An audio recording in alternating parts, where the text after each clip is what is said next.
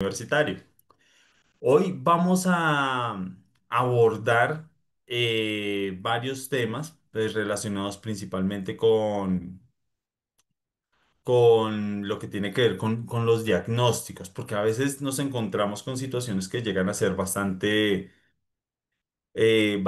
confusas. Y pues aparte de la carga emocional y demás, pues hay diferentes situaciones. Entonces, vamos a iniciar y para ello les voy a presentar a Pedro.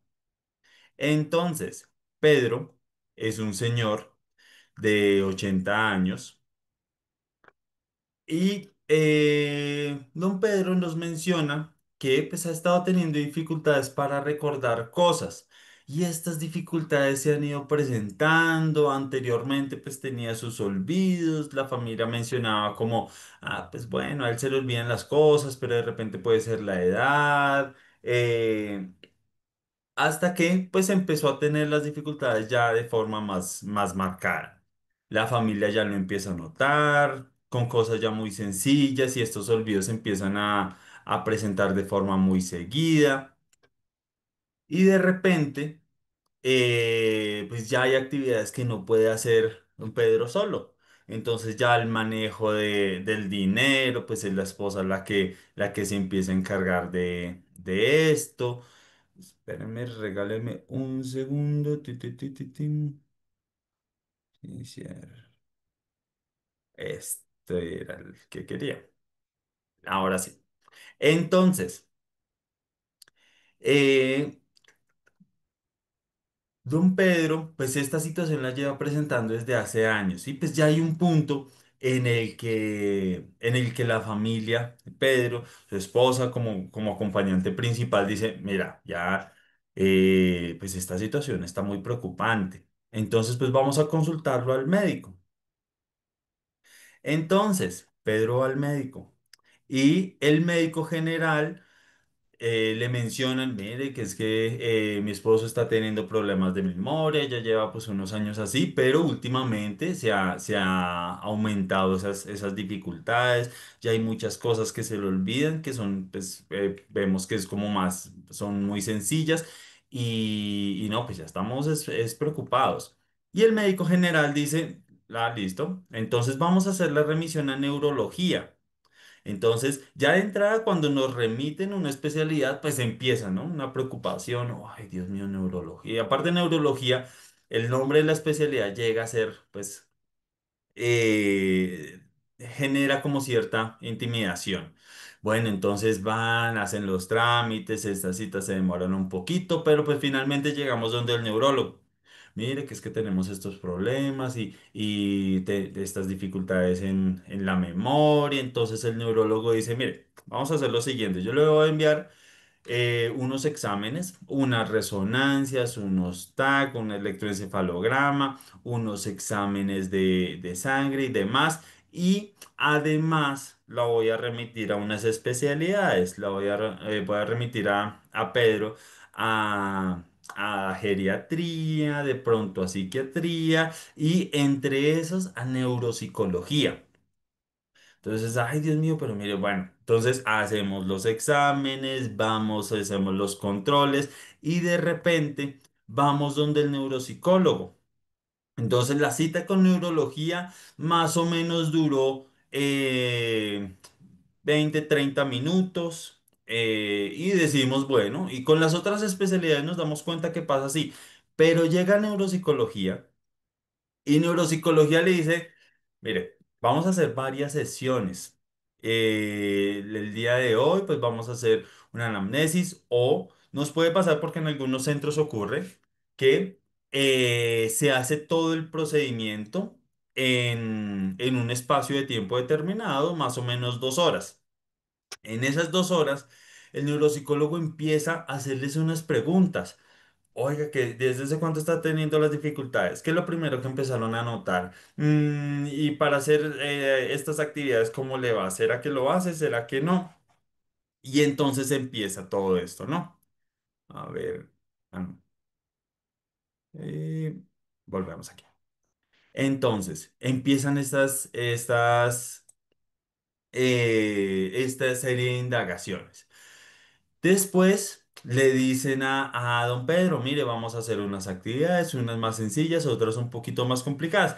Y entonces vemos que el neuropsicólogo empieza a sacar un material, unos cubitos, unas tarjeticas, y entonces venga y hacemos un dibujo, y venga, yo le digo unas palabras, y después ahora usted dígame unas palabras, yo le hago unas preguntas, y en eso tardamos un poco de tiempo. Y dijo, pucha, pues bueno, pues será como las actividades. Resulta que en el centro donde evaluaron a don Pedro, los resultados se los envían por correo. Entonces llega, esté pendiente de su correo y le va a llegar el informe de resultados y demás. Y nosotros, bueno, está bien. Y en el informe revisamos y pues el informe es muy extenso y eso trae muchas tablas y trae que memoria de trabajo, que esto y que lo otro y es como que, ay, Dios mío, es mucha cosa. Y entre eso, pues entonces vamos y revisemos las conclusiones, ¿cierto? Pues ahí nos va a dar más claridad. Y nos encontramos con esto. Trastorno neurocognitivo mayor leve de predominio amnésico de posible etiología neurodegenerativa primaria, enfermedad de Alzheimer, GDS3, esclarecer especialidad tratante. Ah, caray, ¿eso qué es? ¿Eso con qué se come? ¿Eso se contagia? Pues, Dios mío, ¿cuántos días me quedan, pues? Y abajo aparece otra frase y lo peor es que dice, cabe aclarar, ¿no? Dice, cabe aclarar que desde el servicio solo se emite un diagnóstico sindrómico más no un diagnóstico etiológico. Ay, Dios mío, pues no aclare tanto que oscurece. Entonces decimos, bueno, ¿y qué es todo eso? Y entonces terminamos más preocupados y, oh no, Dios mío, ¿y ahora qué? Entonces, pues no, pues nos remitió a neurología y pues de aquí a que vayamos, entonces nos ponemos a buscar por internet y nos sale unas cosas que, Dios mío, nos dejó fue más preocupados. Entonces, el día de hoy vamos a hacer un poco de neuropsicología para no neuropsicólogos. Entonces, siga bien pueda, que aquí vamos a explicarlo y vamos a hacer que estos términos se hagan un poquito más sencillos para no tener que batallar. Entonces, arrancamos con lo primero. ¿Qué fue lo que que acabó de pasar? ¿Cómo, cómo es que la cita con el médico general terminó en todo esto de trastorno neurocognitivo? Resulta que cuando nosotros asistimos al servicio de salud y, y mencionamos, mire que se me están olvidando las cosas y ta, hablamos de un reporte de queja subjetiva de memoria. ¿Qué es esto? El paciente está mencionando que tiene dificultades en memoria. Estas dificultades todavía no las podemos comprobar, pero el paciente menciona que las tiene. Hay ocasiones en las que se le olvida y demás. ¿Qué es lo que vamos a revisar? Si estos olvidos se encuentran dentro de lo esperado, tanto para la edad, y esto para todas las edades, independientemente de la edad, un porcentaje de olvidos es esperable. Pero pues culturalmente tenemos esta noción de, oiga, pues mire que como el adulto mayor pues se asocia con que ya se le olvidan las cosas y demás, entonces medio que se nos están olvidando, ay Dios mío, ¿será que sí voy a tener algo complejo, ta? Entonces empieza la preocupación y a veces puede que no sea el caso. Cuando pasa esto, desde el médico tratante hay una sospecha. Bueno, ¿será que hay un será que hay un deterioro cognitivo? Porque pues también cuando esta queja de memoria se menciona por parte de un adulto mayor, pues se asocia puede que haya un deterioro cognitivo. Ahora, ¿quién se encarga de liderar este proceso de diagnóstico y de tratamiento? Neurología. Por eso, por lo general, los procesos los suele liderar el neurólogo, el médico tratante con quien hacemos los controles suele ser neurología. En ocasiones se presenta por psiquiatría cuando hay dificultades a nivel comportamental, pero por lo general es neurología. Y neurología, cuando tenemos la cita, el neurólogo nos dice, mira, hay que hacer TAC, resonancias, exámenes de sangre y demás. Lo que va a buscar es posibles causantes que estén generando el deterioro cognitivo. Vamos a mirar cómo está el cerebro, si el cerebro tiene algún deterioro, vamos a ver si hay algún daño, algún tumor que esté creciendo, algún accidente cerebrovascular, algo que esté ocasionando el perfil que tenemos. Y entre eso, también vamos a revisar la cognición. Los procesos cognitivos son las herramientas que tiene nuestra mente para resolver problemas, para identificar estímulos del ambiente, para guardar información, que es lo que hace la memoria. Entonces, la especialidad que se encarga de revisar eso es neuropsicología, que es una especialidad de psicología. Entonces, ya cuando llegamos al neuropsicólogo, hay dos partes de esta evaluación. Una, que es la anamnesis, que es esa entrevista inicial donde nos preguntan sobre el inicio de los síntomas. Empezamos a hacer una revisión de cómo se está ocasionando los síntomas. ¿Qué fue lo que ocurrió primero y qué ocurrió después?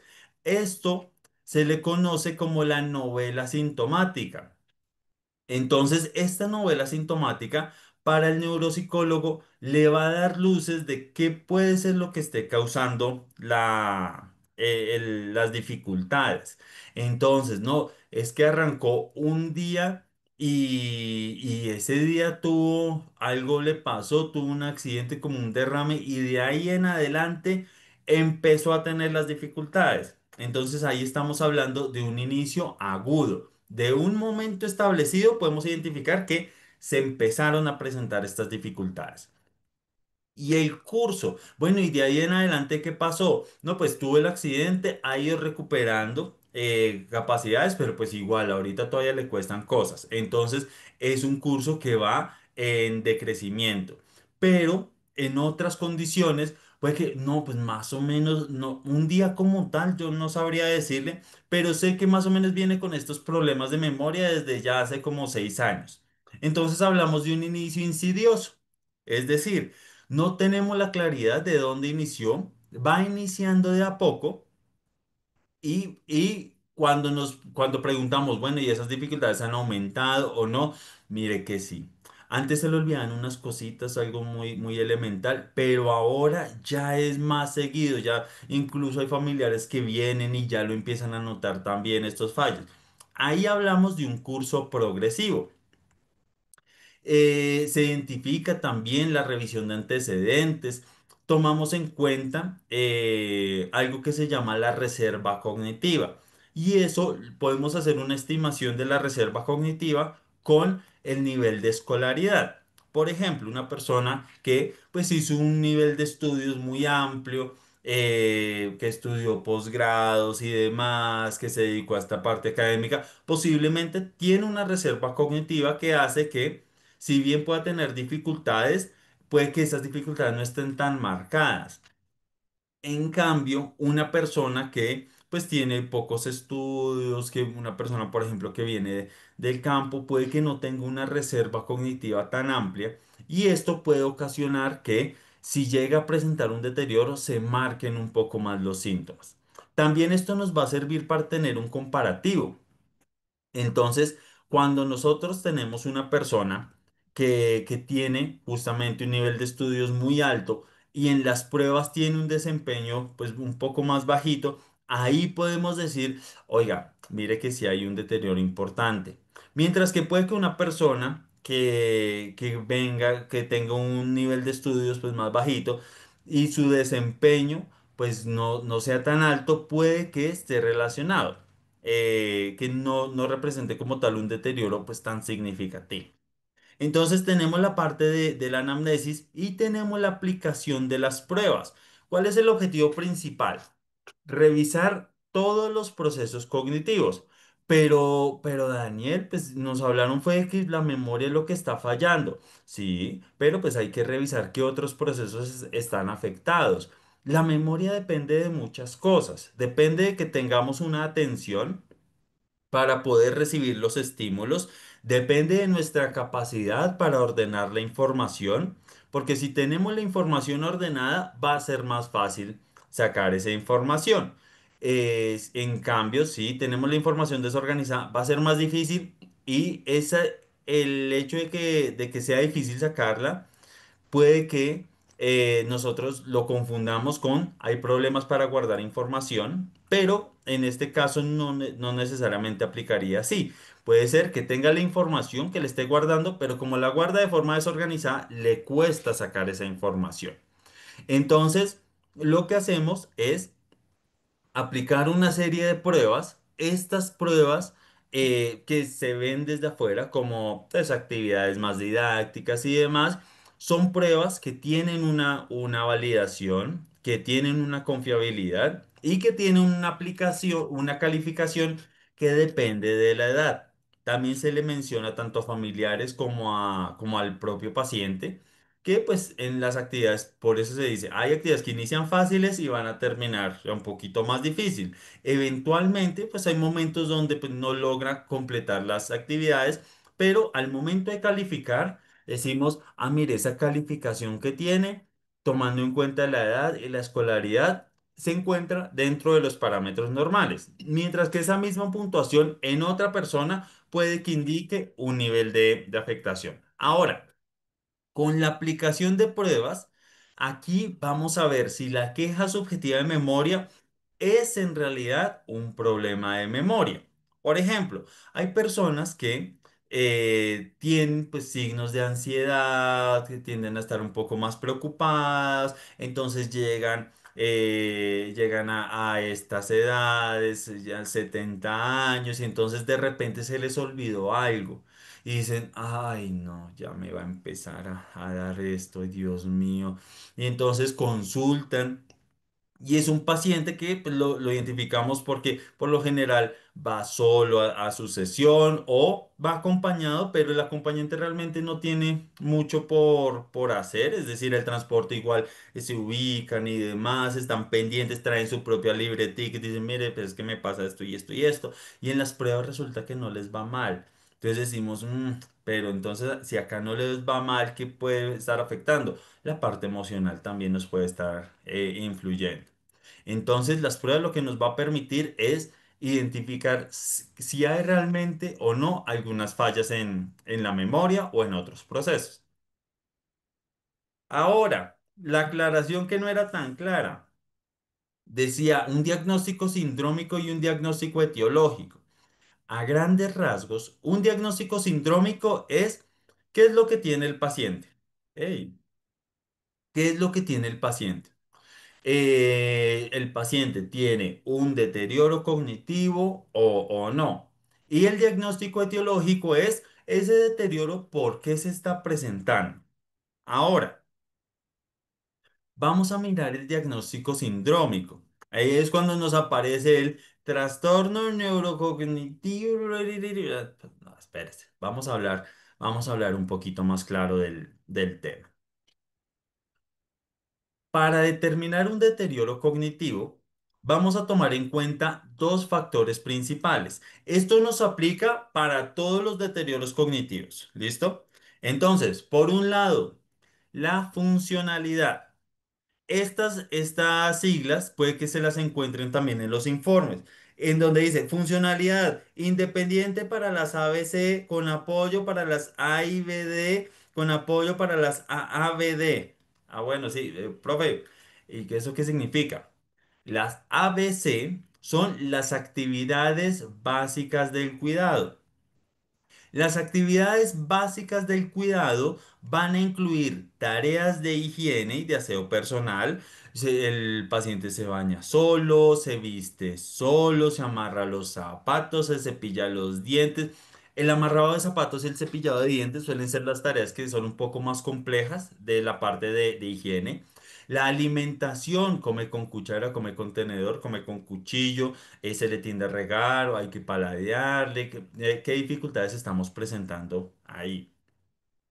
Ahora, las actividades, las AIBD, son actividades instrumentales de la vida diaria. Son un poquito más complejas. ¿Qué incluyen estas actividades? la preparación de alimentos. Sí, aquí vamos a tomar en cuenta que sean tareas que antes sí hacía y ahora no, porque puede pasar a nivel cultural, pasaba anteriormente, que el rol de preparar los alimentos tendía a ser más de la esposa. Entonces le preguntamos al señor, bueno, en la preparación de alimentos? No, es que él nunca no cocina, él nunca ha cocinado. Ahí hablamos de un deterioro, no, porque fue una habilidad que no aprendió. Pero si hubiera sido, pero es que no, él sí cocinaba y demás, y ahorita pues ya no cocina, porque cuando cocina ya se le echa sal de más, a veces se le olvida y deja el fogón encendido, como que se presentan estas dificultades, ya ahora necesita apoyo o es dependiente para estas actividades. Entonces aquí vamos a incluir en las actividades instrumentales de la vida diaria, preparación de alimentos, el manejo del dinero, sea grandes cantidades, lo que tiene que ver con manejo de finanzas como el pago de facturas, de este tipo de obligaciones, o el manejo de pequeñas cantidades de dinero. Tiene dinero, lleva el dinero, pues para pagar cosas en la tienda, se acuerda de las vueltas, todo ese tipo de detalles.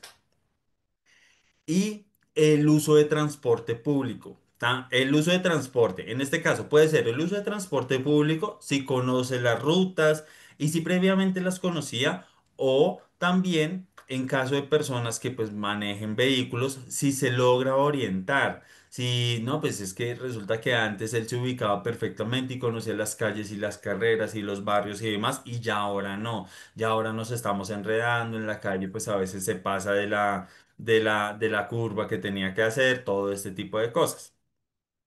Y por último están las actividades avanzadas de la vida diaria, las AAVD. Estas actividades, espérenme. Este era el que quería. Las AABD van a incluir las tareas que involucran un rol a nivel social. Por ejemplo, el desempeño laboral. Hay personas que incluso en edad adulta, pues trabajan, sea en trabajo en la tienda, algunos personas que dicen, no, pues hace tareas de costura y en esa tarea de costura pues anda pendiente, recibe trabajo, se organiza y demás. Hay algunas personas que desempeñan un rol a nivel educativo o un rol social, por ejemplo, que participan en grupos en la iglesia, como que todo este tipo de roles que implican una función social. Entonces, esto es lo que vamos a hablar cuando hacemos referencia a la funcionalidad. Y por otro lado, tenemos las funciones cognitivas. Aquí vamos a evaluar la atención, la memoria, el lenguaje, las praxias y nocias, que estas también suenan enredaditas. Las praxias van a hacer referencia a la capacidad que nosotros tenemos para manipular objetos. Esto pues lo vamos a ver, por ejemplo, en tareas como vestidos, tareas de abotonado, el uso de los elementos. Bueno, imaginemos que tenemos una cuchara en la mano. ¿Cómo la usaríamos? Entonces hacemos así. Bueno, entonces mire que se está empleando.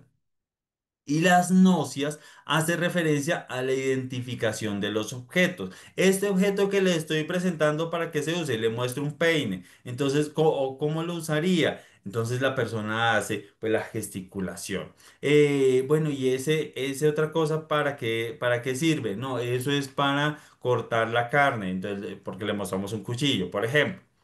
Y las funciones ejecutivas, que estos son los procesos que llegan a ser un poco más complejos, que se relacionan con la capacidad que nosotros tenemos para solucionar problemas. Por un lado, lo que implica la planeación, el tema de la flexibilidad cognitiva, es decir, cómo cambiamos nuestra respuesta de acuerdo a lo que nos muestra el ambiente y cómo regulamos nuestra conducta con base a lo que nos pide el ambiente. Por ejemplo, cuando vamos a un banco, entonces hay que estar un poquito más en silencio, no podemos hablar tan fuerte, pero si estamos en un centro comercial ya podemos hablar un poquito más fluido.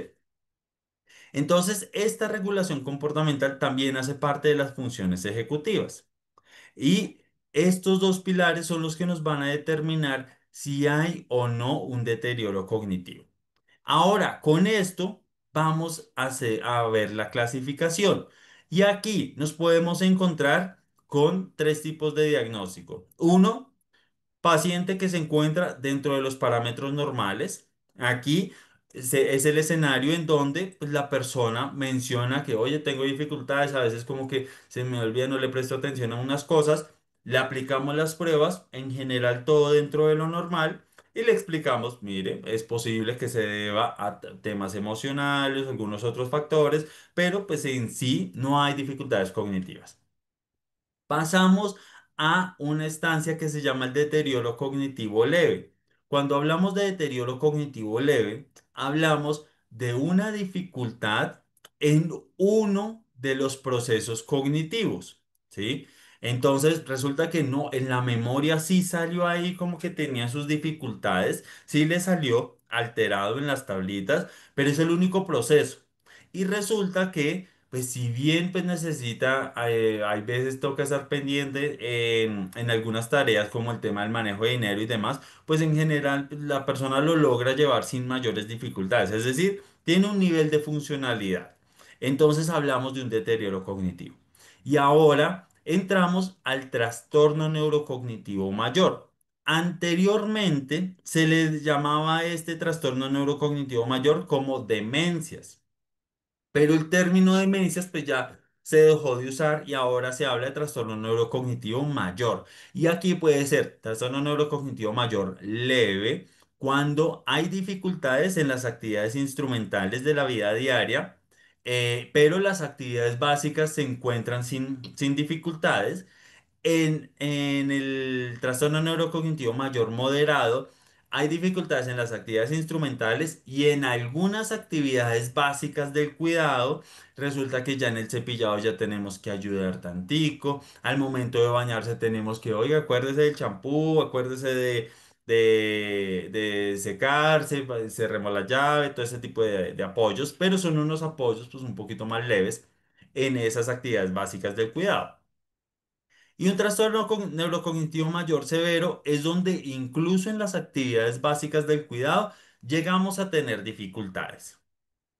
Entonces, aquí tenemos la primera parte de los diagnósticos. Ahora vamos con lo etiológico. ¿Qué es lo etiológico? ¿Qué está causando estas dificultades? ¿Qué es lo que está generando ese trastorno neurocognitivo? Este diagnóstico etiológico, la aclaración que hace neuropsicología es porque quien emite ese diagnóstico es el neurólogo, el médico tratante. ¿Por qué? Porque el neurólogo no solamente toma en cuenta la parte cognitiva, sino también todo lo biológico. ¿Cómo están las estructuras del cerebro? ¿Será que están bien? ¿Será que están acá deterioradas? ¿Será que hay un tumor? ¿Será que hay un déficit de vitamina B12? ¿Qué es lo que puede estar ocurriendo? Entonces, como el neurólogo tiene todas esas herramientas, ya puede tener muchas más bases para decir, esta enfermedad es la que está ocasionando las dificultades. Y aquí nos vamos a encontrar con varias enfermedades que pueden ocasionar un trastorno neurocognitivo. La principal, la que suele ser más común, es la enfermedad de Alzheimer. En la enfermedad de Alzheimer, lo que nos ocurre es que hay una acumulación de una proteína, que es la proteína beta amiloide. Ojo, esta proteína es una proteína que el cerebro generalmente la desecha y en este caso no la puede desechar. No es una proteína que se encuentre en alimentos o algo por el estilo y tampoco hay dietas para, "Ay, vamos a eliminar la proteína. ¿Listo? Porque pues como asociamos el tema de la proteína con netamente alimentos, puede que tengamos esta idea, pero no es el caso. Esta proteína se va acumulando y con el paso del tiempo empieza a generar un deterioro cognitivo, más o menos alrededor de los 65 años o más adelante. En cuanto a las dificultades, vamos a encontrar un inicio insidioso y un curso progresivo. Es decir, hay unas dificultades que se llegan a presentar, pero empiezan como muy sutiles. De hecho, la primera persona que se empieza a enterar de las dificultades es el propio paciente. Y el paciente empieza a compensar. Entonces vemos que, oye, de repente papá antes no anotaba las cosas y ahora sí se compró un calendario y ahí está como anotando fechas y todo esto. Bueno, entonces la misma persona dice, Se me están olvidando", y empieza a anotar. Y empieza también un impacto emocional, porque principalmente la enfermedad de Alzheimer y este tema del deterioro cognitivo en adulto mayor, pues tiene un impacto a nivel cultural. No, ya no estoy sirviendo. Actualmente, o bueno, culturalmente se asocia como la validez de una persona por su productividad. Por eso, si ustedes se fijan, las personas que llegan a la pensión, hay personas que incluso mencionan como de chiste, pero esos chistes que no son tan chiste, de si bien me pensionaron, ya no sirvo para esto, ¿no? Ese tipo de comentarios. Entonces, cuando empiezan las dificultades, ya me estoy haciendo viejo, ya no sirvo para nada, porque aparte del rol, hay personas que resulta que eran la cabeza del hogar, quien dirigía y todo, y ahora no, mire que se me están olvidando esas cosas y esas bobadas, Dios mío, entonces empiezan a frustrar y demás. Pero esas dificultades empiezan a ser tan grandes que aún utilizando las herramientas, llegan a tener dificultades y la familia se empieza a dar cuenta de eso. Entonces empieza a progresar estos síntomas. Después empiezan a aparecer otras dificultades. Se empieza a desorientar dentro del mismo barrio. Entonces están caminando por el parque que queda al frente de la casa y ve, ¿dónde es que estamos? Ay, no, pues no me suena este lugar. De repente va a ir a la señora de la tienda, pues se le olvida cómo se llama, se le olvida el nombre de algunas cosas y empiezan algunas conductas estas, y suele ser muy recurrente en la enfermedad de Alzheimer, los delirios y las alucinaciones relacionadas con alguien me está quitando algo o se me está perdiendo algo. Y esto puede variar en cuanto al objeto. He escuchado de personas que se me están llevando la plata de un arriendo, de una propiedad que no existe, o se me están llevando las joyas, o incluso en alguna ocasión una señora mencionaba con el tema de la ropa interior. Entonces la señora tendía a guardar la ropa debajo del colchón porque no vaya y sea que me lo estén robando. En la enfermedad de Alzheimer, el fallo principal se relaciona con los fallos en memoria para hechos recientes. Esta aclaración de fallos en memoria para hechos recientes se hace porque hay información que ya tenemos guardada, ¿cierto? Es la información de la memoria, esa se llama memoria retrógrada. Entonces, es la información que tenemos de nuestro historial de vida. Pero hay otra que es la información nueva. Pues esta información nueva tiene que pasar por un área que se llama el hipocampo.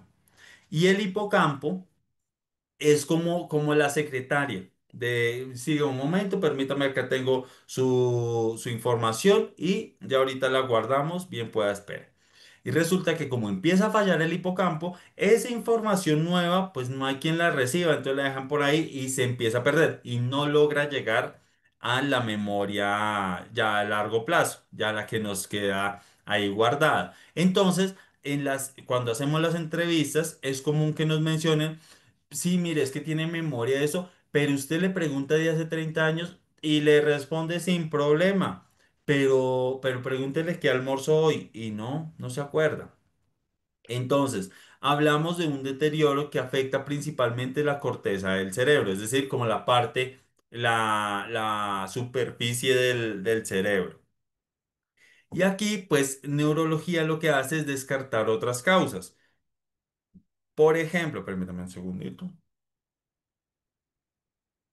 Por ejemplo, hay personas que tienen un déficit en vitamina B12 y el perfil de las personas que tienen este déficit es parecido al de la enfermedad de Alzheimer. Entonces, en las pruebas de neuropsicología aparece sí unos fallos en memoria. Mire, esto parece que nos está indicando un posible perfil, pero pues el neuropsicólogo no tiene la facultad de hacer exámenes de metabolismo y demás, pero el neurólogo sí. Entonces el neurólogo dice, tenemos este perfil, pero mire que hay un déficit de vitamina B2, entonces no es Alzheimer, sino es esto.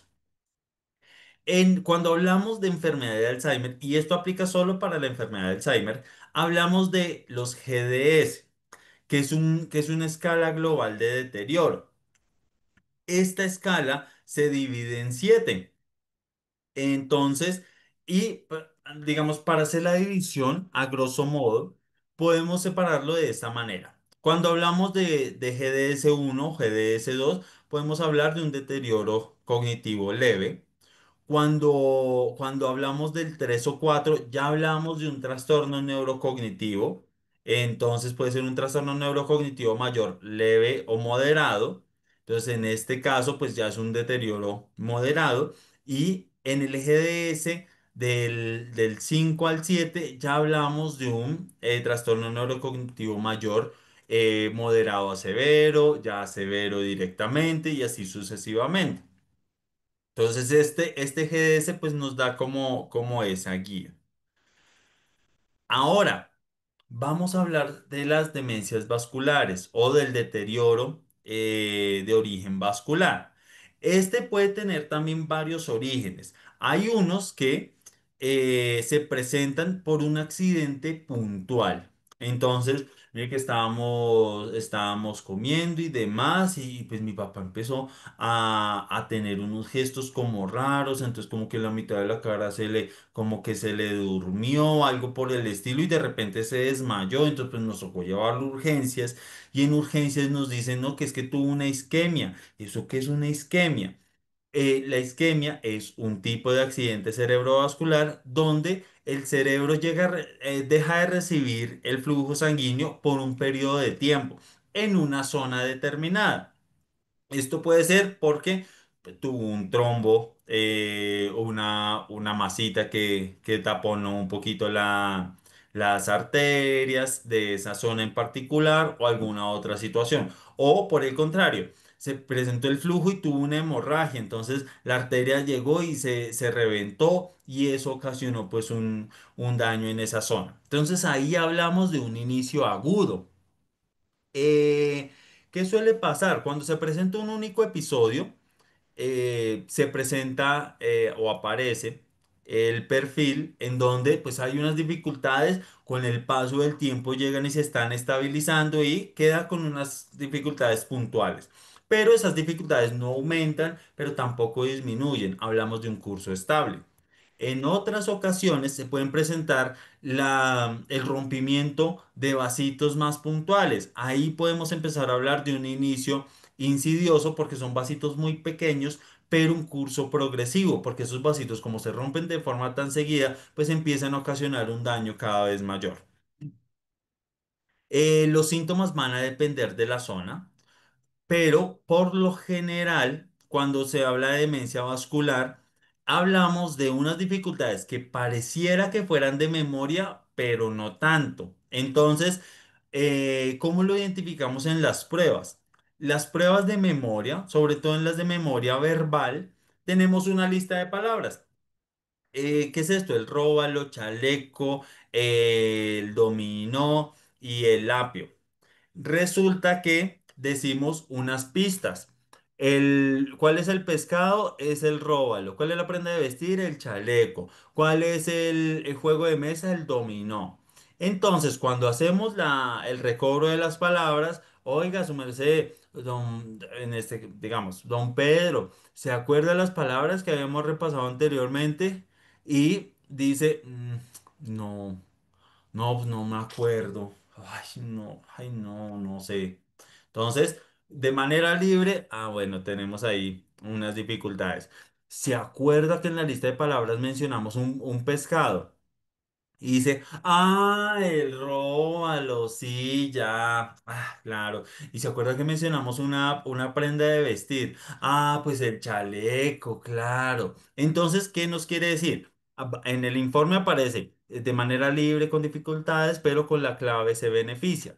Entonces, el hecho de que con la clave se beneficie, nos habla de que la información sí se guardó, pero se guardó de forma desorganizada. Entonces necesita un apoyo para encontrar la palabra y decirla. Caso diferente a una persona que tiene una posible enfermedad de Alzheimer, en donde yo le digo la lista de palabras. ¿Se acuerda una lista de palabras que practicamos? No, no me acuerdo. De esas palabras, ¿cuál era el pescado? Y nos dice, pues, no sé, el bacalao, el bocachico, ¿Y se acuerda de una prenda de vestir que mencionamos? Pues era el pantalón o las medias o algo así. Entonces, la clave tampoco nos está funcionando. ¿Por qué? Porque en este otro caso sí hay unas dificultades para guardar la información. Entonces, como no se guardó, el cerebro dice, no, pues nos preguntan pescados, pues a ver qué información tenemos en la memoria a largo plazo. Pues pescados, aquí hay un bacalao, un bocachico, pues alguno de esos debe ser. Entonces, pues en el caso de las demencias vasculares nos podemos encontrar dificultades en este tipo, también fallos atencionales y en algunos casos dificultades a nivel comportamental. De ahí que en las preguntas que hacemos aparezca, oiga, permítame,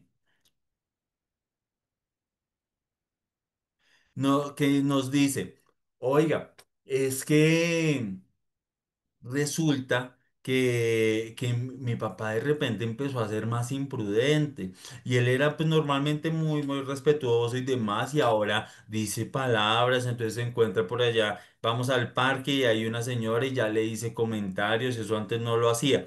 Bueno, puede que empiece a tener esos problemas para controlar sus impulsos y que esto nos ocasione unas dificultades a nivel comportamental.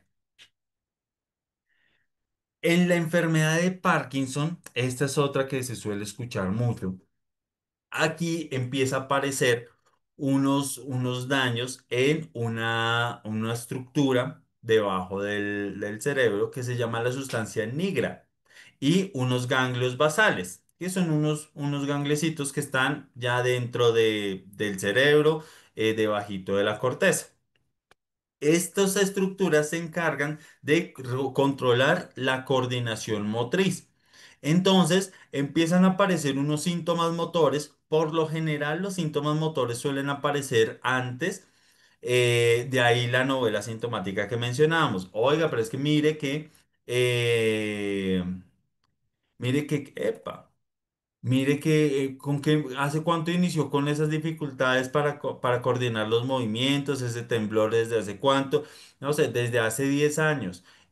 Bueno, y entonces después, cuando empezó a tener esos fallos en memoria, esos fallos en atención, no, eso sí fue desde hace por ahí 6 años. Entonces empezamos mire, iniciaron los síntomas motores y posteriormente aparecieron los síntomas cognitivos.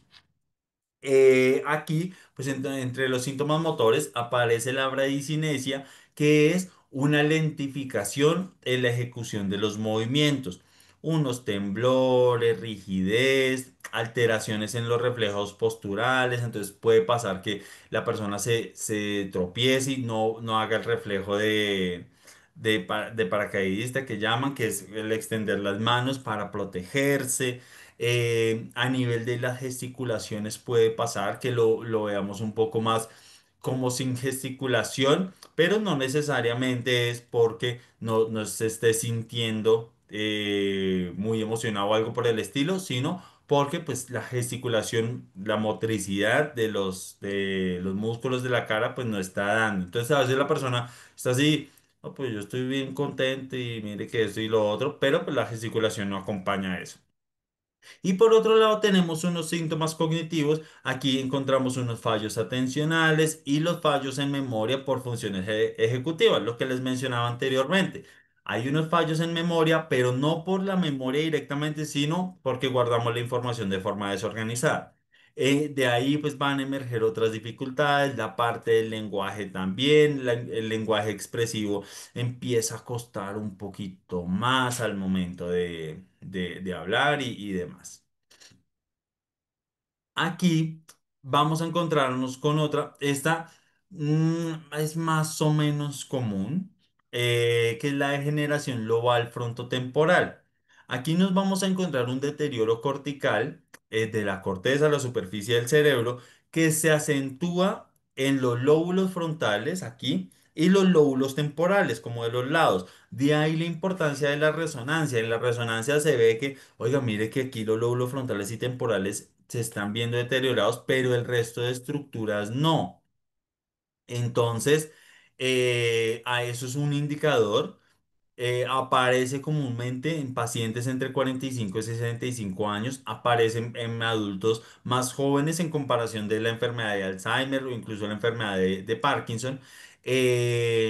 Aparecen unos cuerpos que se llaman cuerpos de Pick, que son unas acumulaciones de otra proteína. También esta proteína generalmente el cuerpo la tendría que desechar, en este caso se va acumulando y no hay dietas que ayuden a eliminar esta proteína o a no consumirla, como para tenerlo presente.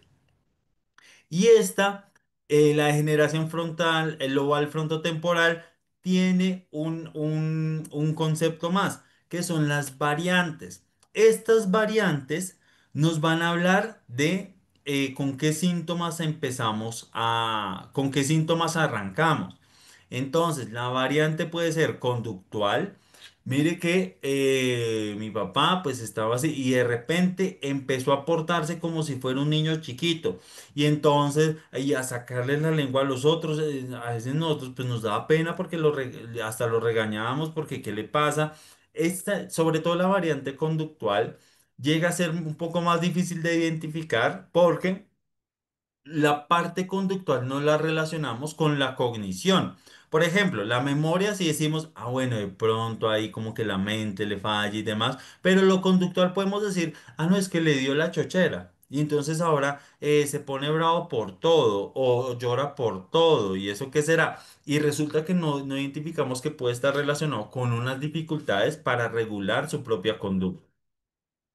Tenemos, y esta es la variable conductual, y además tenemos la variable semántica y afásica, que se relacionan con fallos puntuales en la expresión del lenguaje. En el caso de la variante semántica, vamos a encontrar dificultades en la identificación de los objetos por la función. Y en el caso de la afasia progresiva no fluente, vamos a encontrar unas disminuciones en la expresión del lenguaje. Ahora, con esta información veamos nuevamente el diagnóstico. Entonces, todo ese texto dice trastorno neurocognitivo mayor leve. Entonces, aquí estamos hablando de el diagnóstico sindrómico. Ah, mire, un trastorno neurocognitivo mayor leve, entonces quiere decir que tenemos unas dificultades cognitivas, ¿cierto?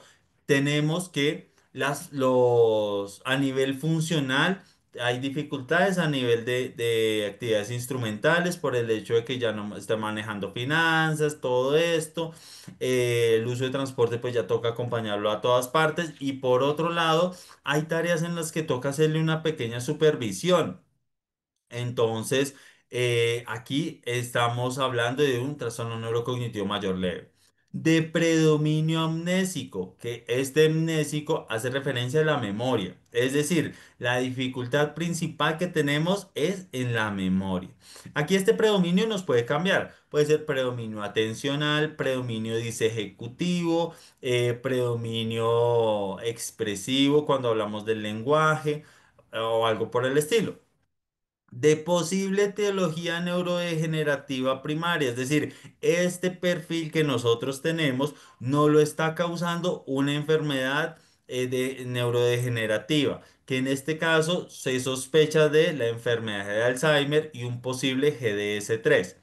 Y aquí, pues la aclaración del neuropsicólogo a esclarecer por especialidad tratante, es decir, esto yo creo que va por ahí el tema, pero pues el neurólogo tiene que confirmarlo. ¿Listo? Entonces fíjense que ese texto tan grande ahora ya lo podemos tener un poquito más claro. Ahora, tratamiento. Y eso porque a veces el diagnóstico lo sentimos como, bueno, ya hasta aquí fue.